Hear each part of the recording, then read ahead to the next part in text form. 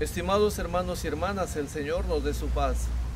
En la liturgia de este domingo, los textos nos invitan a reconocer la identidad de un Dios siervo que se dona a sí mismo para enseñarnos el significado del amor de Dios, que sirve a la creación como testimonio de entrega y de servicio entre nosotros.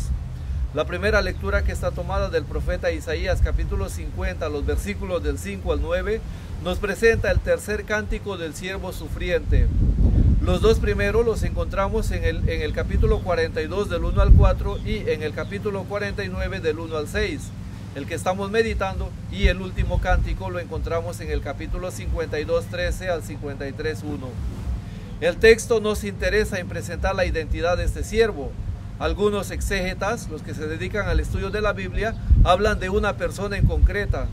Otros, por su parte, consideran el siervo como el pueblo de Israel en el exilio de Babilonia, que sufre las consecuencias de su desobediencia a la alianza.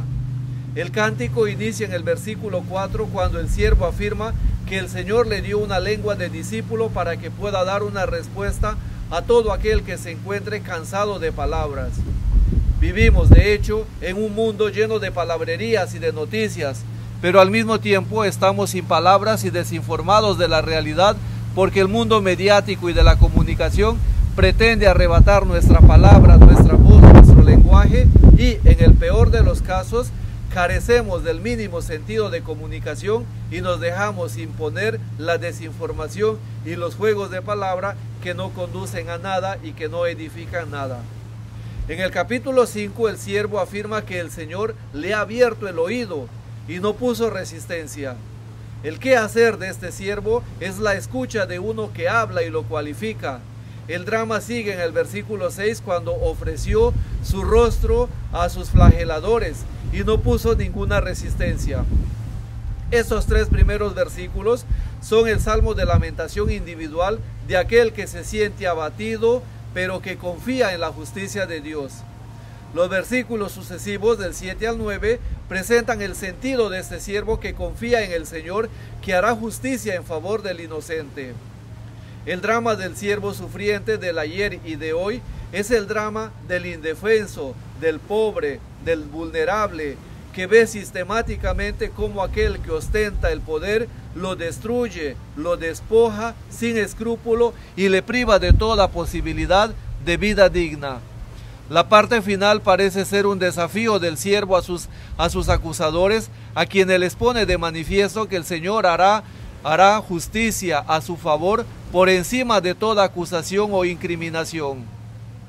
El Evangelio tomado de San Marcos, capítulo 8, los versículos del 27 al 35, nos revela el corazón del contenido del relato evangélico en el contexto del viaje de Jesús por tierra pagana hacia Jerusalén, tal como narra desde el capítulo 8, 27 hasta el 10, 52. La narración comienza con una de las acciones propias de Jesús itinerante en el Evangelio de Marcos.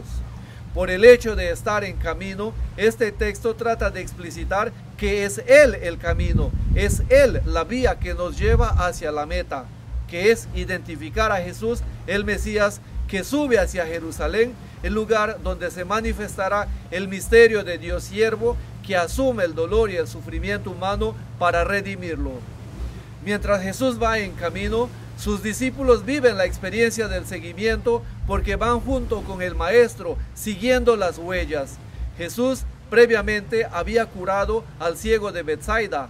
Ahora cura la ceguera de sus discípulos para que miran y reconozcan al Mesías, para que reconozcan el modo como Jesús asume su mesianismo. El lugar que nos narra tiene un profundo valor soteriológico, es decir, salvador, en el sentido que desde el territorio pagano se abren los ojos para ver la identidad del Mesías. Cesarea de Filipo es la frontera que separaba el judaísmo del paganismo. Es la tierra pagana que ve la luz que ilumina a los pueblos, tal como nos habla Isaías. Y Cesarea de Filipo se encuentra hoy en día detrás de esta montaña que vemos a mis espaldas. La pregunta que formula Jesús es interesante en el sentido que usa la fórmula bien conocida en la tradición bíblica y que aún hoy resuena en el mundo judío religioso: yo soy, Ani, Adonai, Elohim. ¿Quién dice la gente que soy yo? ¿Quién dicen ustedes que soy yo? El yo soy es un atributo exclusivo de Dios que Jesús comienza a revelar a sus discípulos. La respuesta de la gente parece dar una cierta referencia sobre la identidad de Jesús, en el sentido de que lo coloca en la línea de los grandes profetas de la talla de Elías, de Jeremías, pero al fin y al cabo no más que un profeta. Los versículos del 29 al 30 van a ser la clave para comprender toda la trama del Evangelio de Marcos, que según algunos estudiosos refieren el secreto mesiánico, en que el Mesías impide decir quién es hasta que se cumpla lo que anunció acerca de su muerte y resurrección. En cambio, nosotros, los lectores, desde el principio hemos comprendido el mesianismo de Jesús, porque de hecho el Evangelio comienza identificando a Jesús como el Hijo de Dios en Marcos 1:1. En el siglo I anterior a Cristo se desarrolló una fuerte expectativa dentro del judaísmo respecto a la venida del Mesías. Había consenso colectivo sobre la inminente venida del Mesías, pero lo que no había consenso es sobre el tipo de Mesías que el pueblo esperaba. Algunos esperaban un Mesías sacerdote para purificar el templo, otros un Mesías celote que desterrara la opresión romana, otros un Mesías que aparezca como un hijo de hombre en medio de las nubes. Los pobres, los sufrientes, los marginados, los desterrados, los expropiados por el sistema religioso y político esperaban un Mesías que redima el dolor y el sufrimiento que día a día cargan en su existencia. El mesianismo que Jesús presenta responde precisamente a las expectativas de estos pobres cuando anuncia que Él, el Mesías, debe morir para dar una respuesta al dolor y al sufrimiento. De allí la necesidad de imponer el silencio para que se cumpla la profecía del siervo sufriente que la primera lectura nos presenta. Es así que en el versículo 31 presenta a Jesús enseñando a sus discípulos qué tipo de Mesías es. Desarrolla el plan organizativo del siervo que va a morir. Es necesario que sufra mucho, ser rechazado y resucitar al tercer día.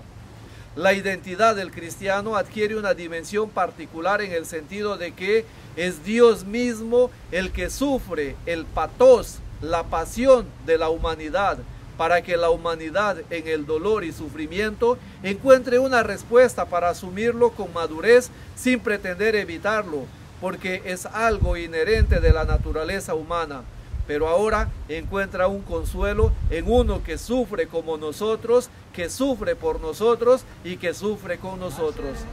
Por ello, la segunda lectura que está tomada de Santiago, capítulo 2, del 14 al 18, nos invita a descubrir ese Mesías sufriente en el rostro del hermano que aparece con hambre a lo largo de nuestra vida. El libro de Santiago, por su alto contenido social, fue rechazado por Lutero, porque se nos hace a veces más cómodo una fe intimista que una fe que comprometa nuestro ser en la búsqueda del bien común como mediación del reino. Pidamos al Señor para que este Mesías sufriente sea para nosotros el consuelo y lo podamos ver en este mundo donde tantos hombres y ultrajados y humillados por este sistema que nos dan la posibilidad de reconocer la dignidad de todo ser humano y de la creación, a este Dios solidario que sufre con nosotros, que sufre como nosotros. La gracia del Señor nos acompañe. Buen domingo, paz y bien.